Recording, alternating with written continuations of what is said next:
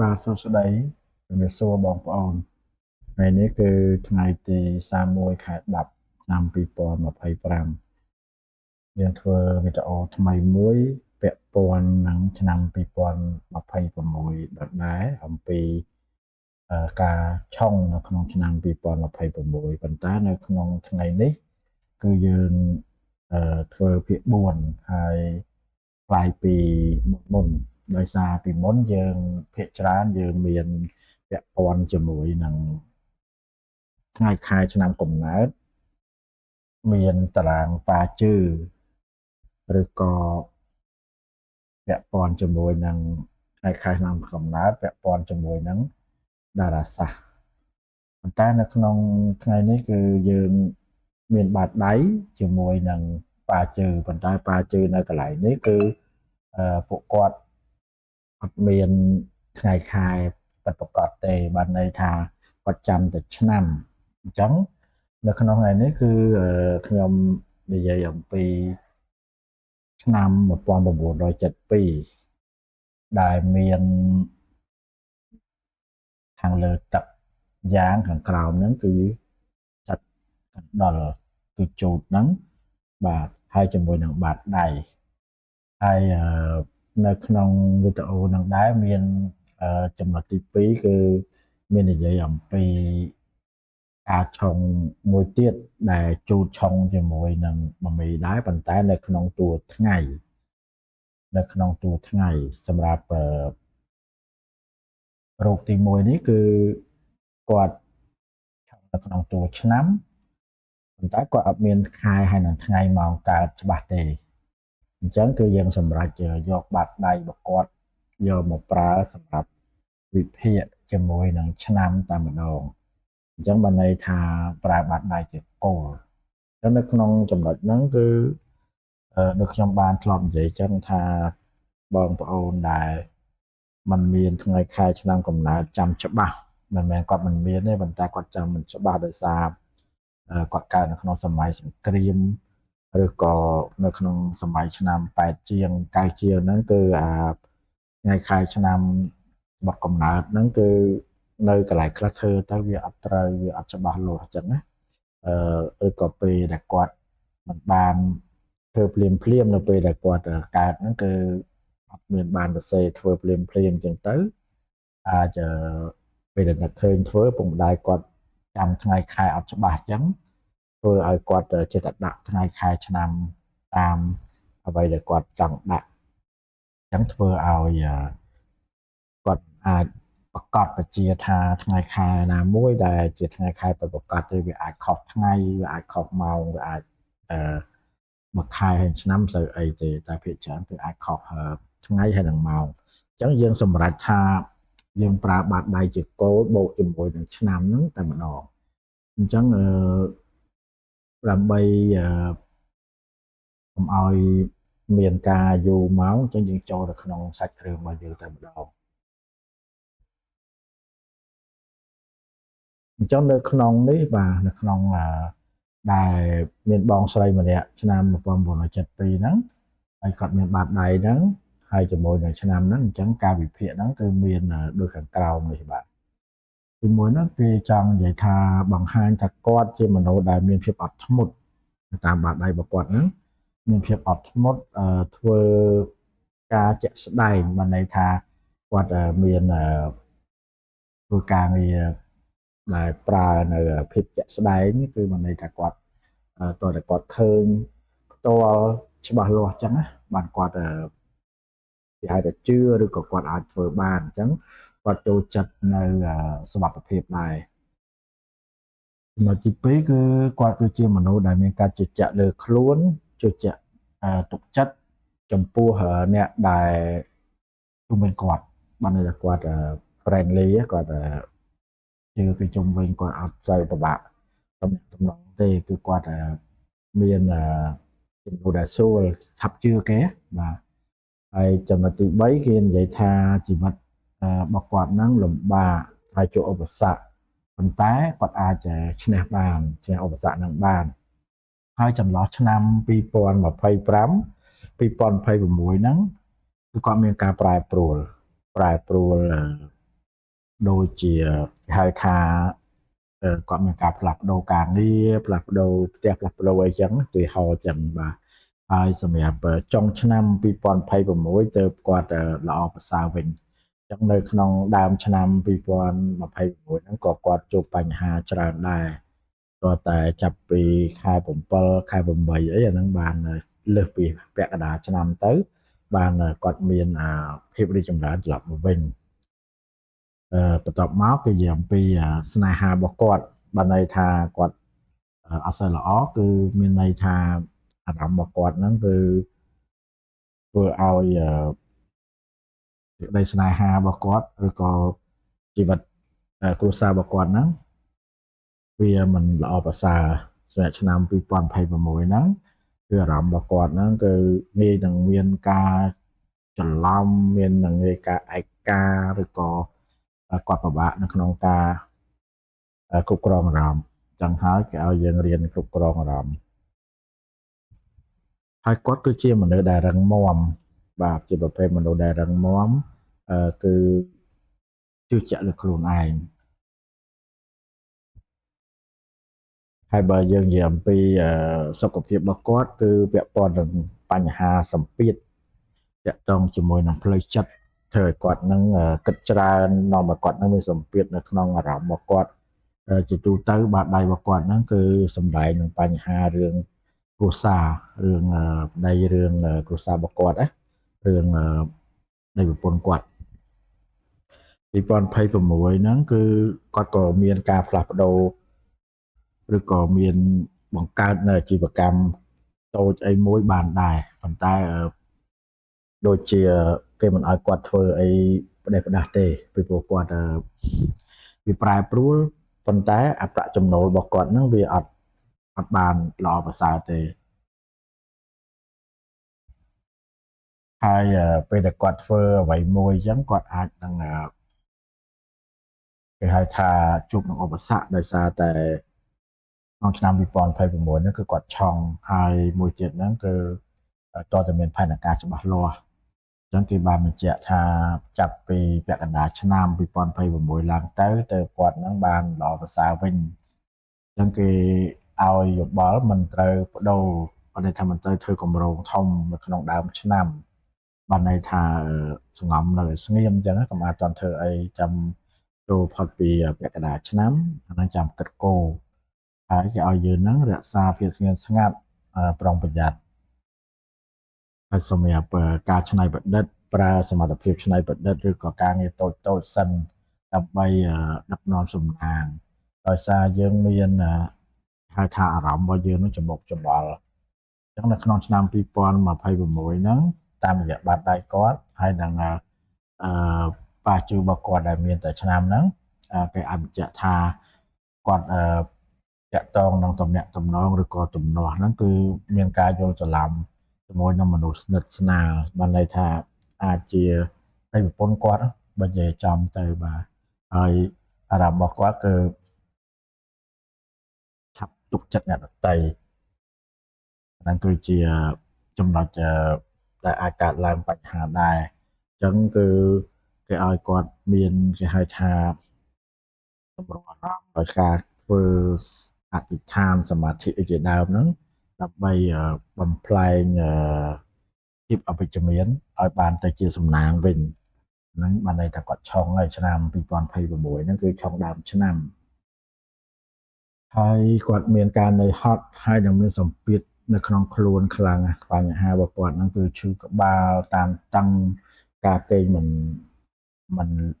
សូវលក់បាទហើយ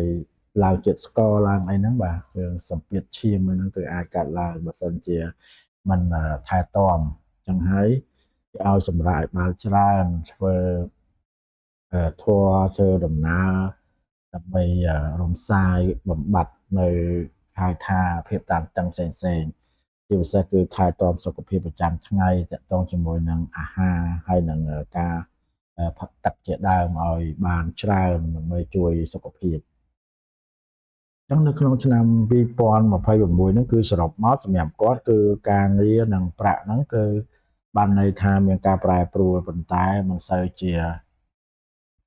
មាន លទ្ធផលល្អទេមិនឲ្យធ្វើកិច្ចការងារធំទេនៅដើមឆ្នាំហើយសម្រាប់ស្នេហាគ្រួសាររបស់គាត់នោះគឺមានការស្មុគស្មាញតូចអញ្ចឹងត្រូវតែធ្វើចិត្តឲ្យស្ងប់ស្ងាត់សម្រួលអារម្មណ៍ឡើងវិញហើយផ្នែកសុខភាពគឺឲ្យប្រយ័ត្នផ្នែកសម្ពាធឈាមហើយនឹងការនឿយហត់ពេកអញ្ចឹងគឺតែការឲ្យហូបចុកឲ្យបានគ្រប់គ្រាន់និងសម្រាកបានច្រើនហើយសម្រាប់ឆ្នាំក្រោយគឺល្អប្រសើរឡើងវិញហើយបើមានពេលក៏ឲ្យយើងព្យាយាមធ្វើបន់ធ្វើទានហើយនឹងធ្វើការសមាធិអធិដ្ឋានអីជាដើមអញ្ចឹងអាហ្នឹងគឺសម្រាប់បងស្រីដែលគាត់កើតនៅក្នុងឆ្នាំ1972អាហ្នឹងបើយើងមើលផ្លិតតាំងតែឆុងហើយព្រោះអីទឹកលើទឹកក្រោមជាប់ភ្លើងណាលើងក្រោមអញ្ចឹងគឺដល់ពេលយើងដាក់បាតដៃរបស់គាត់មកទៀតអញ្ចឹងគេវិភាគទៅលើបាតដៃទៀតគឺឃើញថាគាត់ពិតជាឆុងមែនប៉ុន្តែมันយើងមិននិយាយរឿងធ្ងន់ធ្ងរអីទេពីព្រោះថាការឆុងគឺ365ថ្ងៃវាមិនមែនឆុងគ្រប់ថ្ងៃទេចឹងវាមានថ្ងៃល្អមានថ្ងៃមិនល្អដែរចឹងហើយបងប្អូនយើងមិនចាំបាច់ខំភ័យព្រួយពេកទេបាទចឹងនៅក្នុងជំហានទី2នេះគឺយើងមានការវិភាគថ្ងៃខែឆ្នាំកំណើតមួយដែលគាត់ឆុងនៅក្នុងតួថ្ងៃបានន័យថាគាត់មានទឹកយ៉ាងនិងជូតទៅលើតួថ្ងៃសម្រាប់ប៉ាជើហើយនៅក្នុងតារាងនេះគឺខ្ញុំដាក់ទាំងប៉ាជើជាមួយនឹងឈីមិនតុនជាហើយជាមួយនឹងតារាសាស្ត្រវេទបាទចឹងវាមាន3តែខ្ញុំអត់វិភាគពាក់ព័ន្ធនឹងរឿងអីច្រើនទេគឺភាគច្រើនគឺខ្ញុំវិភាគតែនៅលើបញ្ហាសុខភាពគាត់ទេសម្រាប់ឆ្នាំ2026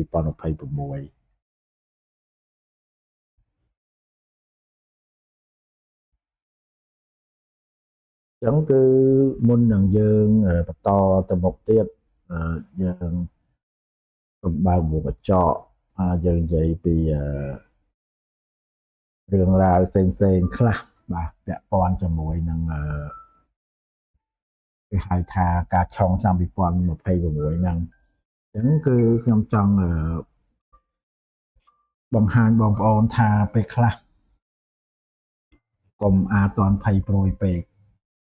ព្រោះការភ័យព្រួយដែលគ្មានមូលដ្ឋានវាធ្វើឲ្យយើងបាត់បង់នៅការគ្រប់គ្រងខ្លួនហើយនឹងធ្វើឲ្យយើងកាន់តែមានភាពទ្រុឌទ្រោមមានភាពពិបាកកាន់តែខ្លាំងដោយសារតែការភ័យរបស់យើងអញ្ចឹងប្រសិនបើយើងមិនមានថ្ងៃខែឆ្នាំកំណើតពិតប្រាកដម៉ោងកើតពិតប្រាកដទេយើងត្រូវតែមើលជាមួយបាតដៃ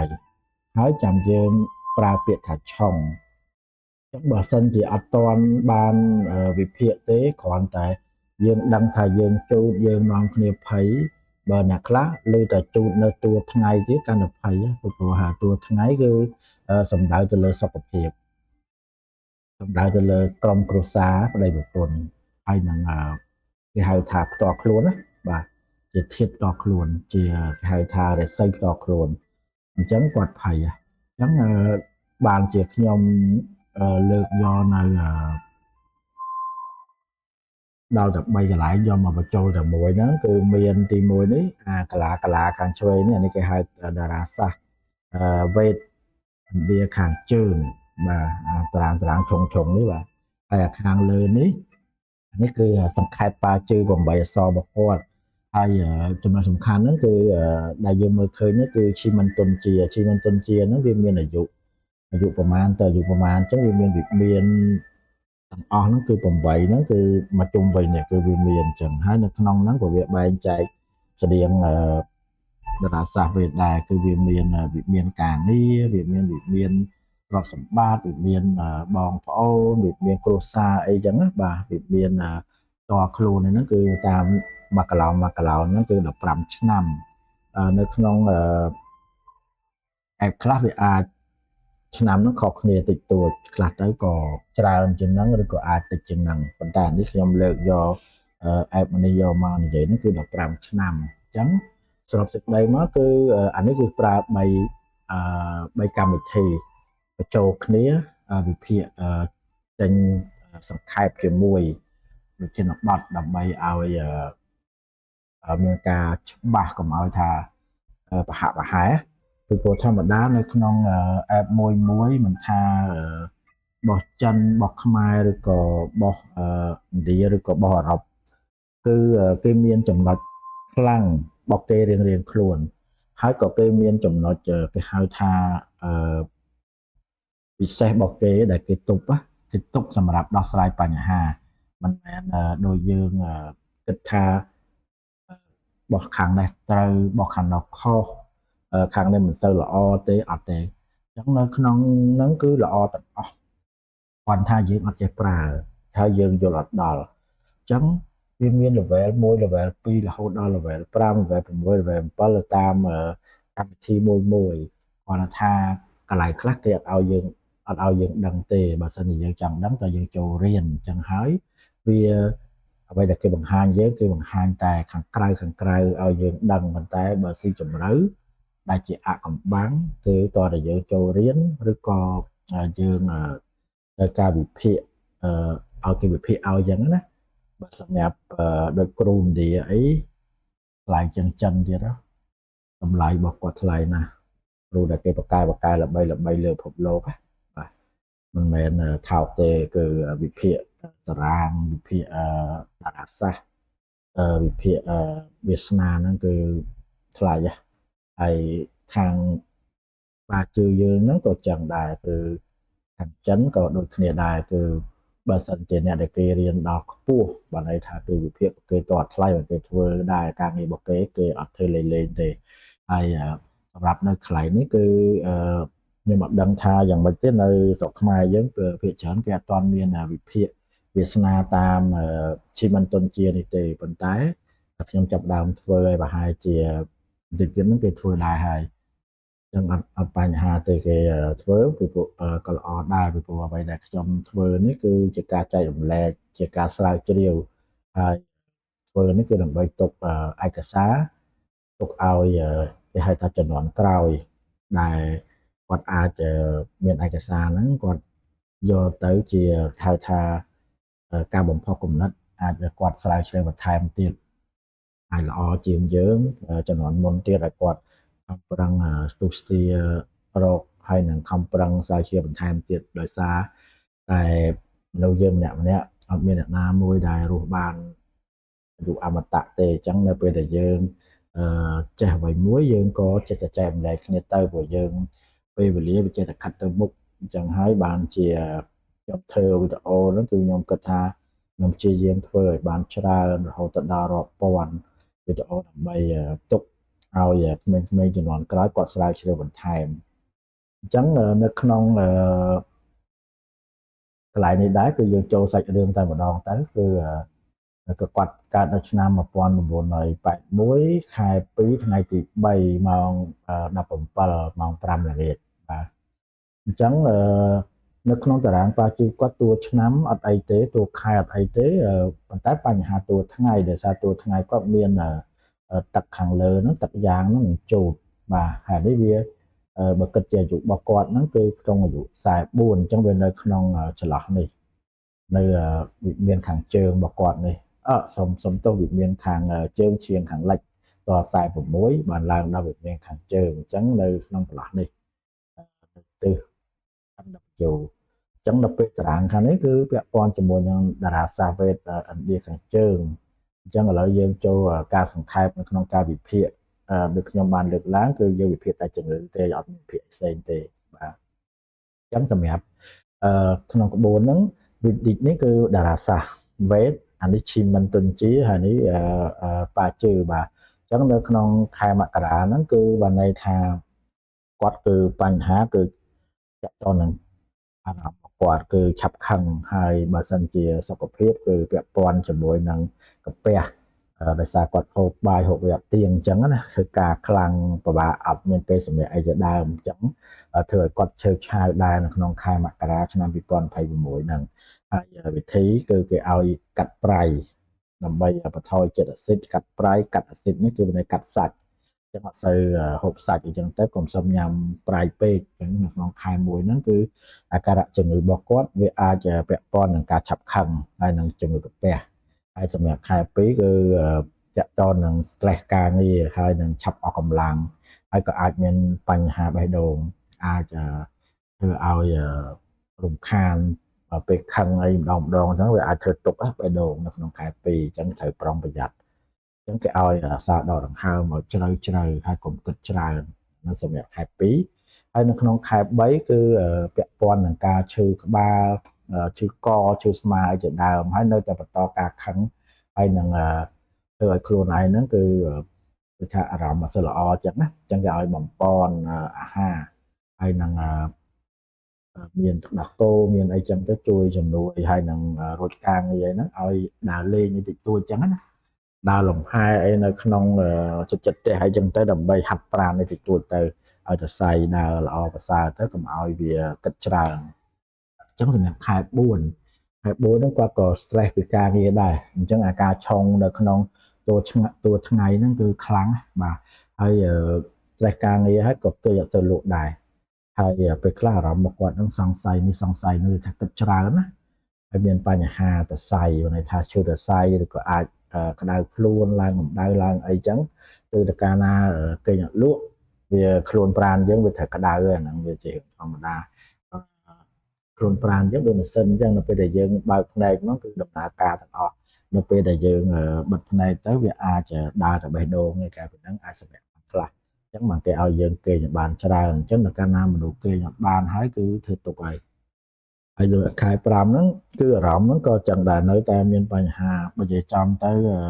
នៅក្នុងឆ្នាំ2026ហ្នឹងគាត់ប៉ះពាល់ផ្នែកសតិអារម្មណ៍ច្រើនពាក់ព័ន្ធមួយសុខភាពហើយនឹងការអស់កម្លាំងអញ្ចឹងគេនៅតែផ្ដល់នៅដំបូន្មានឲ្យហាត់ប្រាណបាទអញ្ចឹងខែ6ក៏ដូចគ្នាដែរវាអាចពាក់ព័ន្ធនឹងការឈឺក្បាលការកេងមិនលក់អារម្មណ៍ឆាប់ប្រែប្រួលផ្សេងៗហ្នឹងទៅអញ្ចឹងវាគេឲ្យបន្ថែមមានម៉ាញ៉េស្យូមឬក៏ទឹកអីជាដើមហ្នឹងហូបឲ្យបានច្រើនសម្រាប់ខែ7រៀងគ្រាន់បើតិចបាទរៀងមានអឺគាត់បើជាងមុនបន្តិចបាទវាបេះដូងអីប្រព័ន្ធបេះដូងអីមានស្ថិរភាពអីឡើងវិញគេឲ្យព្យាយាមហាត់ប្រាណបន្តទៀតហើយសម្រាប់ចូលដល់ខែ8ចាប់ដើមតានតឹងទៀតហើយគេងអត់សូវលក់ទៀតហើយចឹងឲ្យគេងមុនម៉ោង11យប់ដើម្បីល្អកុំឲ្យគេងយប់ជ្រៅពេកចូលដល់ខែ9បញ្ហាគិតច្រើនទៀតហើយបាទបញ្ហាកាពះដែរនិយាយទៅគឺគាត់មានបញ្ហាតែរឿងបញ្ហា3ឯងនៅក្នុងរបស់គាត់ហ្នឹងគឺទី1ហ្នឹងគឺពាក់ព័ន្ធនឹងការគិតច្រើនអារម្មណ៍របស់គាត់ហើយទី2ហ្នឹងគឺពាក់ព័ន្ធនឹងគេហៅថាការគេងមិនលក់ហើយទី3ហ្នឹងគឺពាក់ព័ន្ធនឹងជំងឺផ្សេងៗដូចនៅក្នុងខែ10នេះគេប្រាប់ពីជំងឺតាក់ទងនឹងការឈឺឆ្អឹងឈឺខ្នងហើយមិញហ្នឹងមានឈឺស្មាមានឈឺកឈឺអីចឹងទៅហើយសម្រាប់ខែ11ហ្នឹងគឺល្អវិញបន្តិចចឹងទៅក៏ឲ្យប្រើវីតាមីនបន្ថែមទៅដល់ខែ12រៀងគ្រាន់បើបាទខែ2សុខភាពចុះថយតិចតែរឹងមាំឡើងវិញបាទចឹងលេងល្អតិចអារម្មណ៍រីករាយចឹងចាប់ដើមល្អចឹងមានធម៌ពលវិជ្ជមានពីគ្រួសារបាទចឹងវានិយាយទៅក្នុងមួយឆ្នាំនេះគឺបញ្ហាដែលធំរបស់គាត់ហ្នឹងទី1គឺសម្ពាធឈាមការរំលាយអាហារហើយនឹងការគេងមិនសូវលក់ហើយនឹងភាពតានតឹងនៅក្នុងផ្លូវចិត្តអញ្ចឹងនៅក្នុងឆ្នាំ2026ហ្នឹងគេឲ្យកុំឲ្យគាត់ហ្នឹងយកការងារមកធ្វើនៅផ្ទះមិនន័យថាធ្វើការងារចប់ឲ្យទុកការងារម្ដុំទៅកុំគិតហើយនឹងបន្ថយការញ៉ាំកាហ្វេញ៉ាំអីហ្នឹងកុំឲ្យមានជាតិកាហ្វេមានអីហ្នឹងច្រើនវាខូចសុខភាពគាត់ហើយឲ្យហាត់ប្រាណហើយពេលខ្លះទៅឲ្យគាត់ខំប្រឹងញ៉ាំអាហារឲ្យមានវីតាមីនឲ្យគ្រប់គ្រាន់ហើយនឹងទឹកអីហ្នឹងមួយថ្ងៃឲ្យបាន6ទៅ8កែវអញ្ចឹងទៅវាខ្ទង់មួយកែវវាខ្ទង់200អញ្ចឹងវាខ្ទង់3លីត្រអីបើ8កែវ250វាអាច2លីត្រកន្លះ3លីត្រអីហ្នឹងហើយសម្រាប់តែពីហ្នឹងគឺឲ្យសមាធិបាន10ទៅ15នាទីអញ្ចឹងទៅដើម្បីកាត់បន្ថយ stress ផ្សេងៗ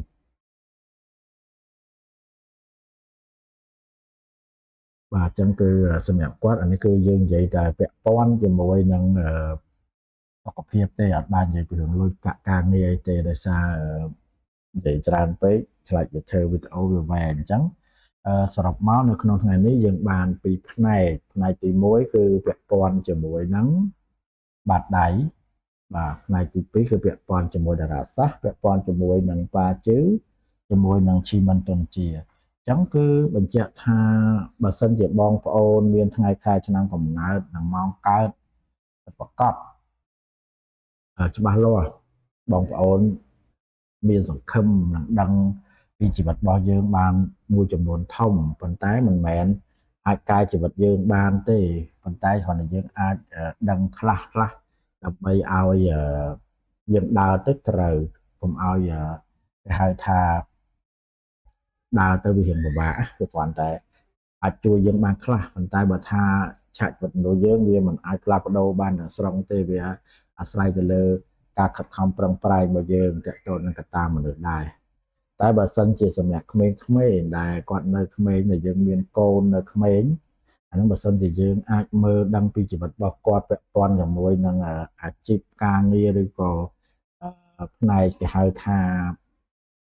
ចំណេះជំនាញទេពកោសល្យរបស់គាត់ហើយនឹងការងារនឹងអ្វីដែលគាត់អាចដើរទៅថ្ងៃអនាគតឲ្យត្រូវជាមួយនឹងខ្លួនគាត់អាហ្នឹងគឺល្អដែរ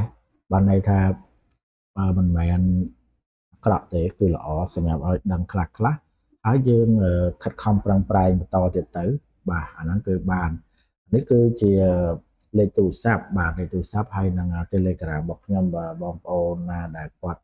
ចង់ add តាម Telegram ហើយអាច add ខាងលើទៅហើយអាចសួរព័ត៌មានបន្ថែមបានក្នុងករណីដែលបងប្អូនឆ្ងល់ពីព្រោះនេះវាជាការចែករំលែកដូចខ្ញុំនិយាយមុនហ្នឹងអញ្ចឹងគឺយើងអត់មានគិតលុយអីទេគឺអាចឲ្យបងប្អូនដឹងនៅរឿងដែលបងប្អូនចង់ដឹងខ្លះបង្ហើបឲ្យបងប្អូនដឹងខ្លះហើយក៏ជាការចែករំលែកជាការធ្វើគេហៅថាធ្វើអំពើល្អដើម្បីការដោះដូរនៅចំណេះដឹងបាទអញ្ចឹងនៅកាលណាដែលយើងចែករំលែកច្រើនធ្វើឲ្យយើងចេះច្រើនដែរអញ្ចឹងអានេះវាទស្សនៈផ្ទាល់ខ្លួនរបស់បុគ្គលម្នាក់និងការយល់ឃើញរបស់មនុស្សម្នាក់ចឹងហើយសូមអរគុណបាទចុងក្រោយអរគុណម្ដងទៀតចំពោះបងប្អូនដែលតាមដាននៅក្នុងវីដេអូរបស់ខ្ញុំចឹងនៅក្នុងវីដេអូនេះគឺឆ្នាំ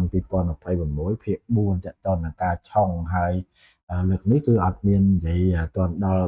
ឆ្នាំផ្សេងទេគឺយើងនិយាយតែឆ្នាំជូតទេហើយឆ្នាំជូតហ្នឹងប្រហែលជាវីដេអូនេះគឺចប់ហើយព្រោះអីយើងមាននិយាយអស់ហើយពាក់ព័ន្ធនឹងជូតធាតុទាំង5ហ្នឹងគឺមានតាំងពីធាតុទឹកជូតធាតុឈើជូតធាតុភ្លើងជូតធាតុដីជូតធាតុមាសអីជាដើមហ្នឹងគឺឥឡូវចប់ហើយដែលយើងនិយាយច្រើនជាងគេហ្នឹងគឺពាក់ព័ន្ធនឹងជូតធាតុទឹកហ្នឹងដោយសារតែទឹកលើទឹកក្រោមវាជាមួយភ្លើងលើភ្លើងក្រោមវា